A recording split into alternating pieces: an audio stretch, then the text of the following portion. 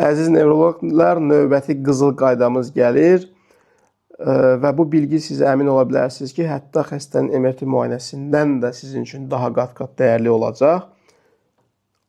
Əgər hissiyat pozğunluğu ilə müraciət edən bir xəstəni müayinə elədiniz və müayinədə eyni bədən nahiyəsində hissiyatın dissosiasiyasını əgər siz aşkar elədinizsə, bu həmən hər zaman patologiya mütləq mərkəzi sinir sistemindədir. Bu qızıl qaydanı mütləq həmişə yadda saxlayın. Belə bir problem olsa bu patologiya mütləq mərkəzi sinir sistemindədir. Periferik sinir sistemində deyil patologiya. Əminliklə bunu bilin ki, bu patologiya periferik sinir sistemində deyil. Mərkəzi sinir sistemindədir patologiya və mərkəzi sinir sistemində özü də duyuların duyu liflərinin bir-birindən uzaq seyr etdiyi bölgələrdədir.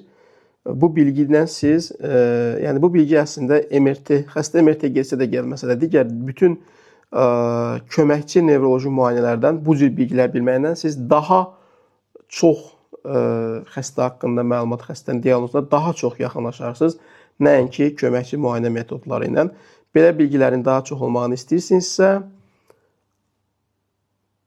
kanala abunə olun, bəyənin, paylaşın, yorumlarınızı yazıb bizə motivasiya verə bilərsiniz. Saygılar, sevgilər.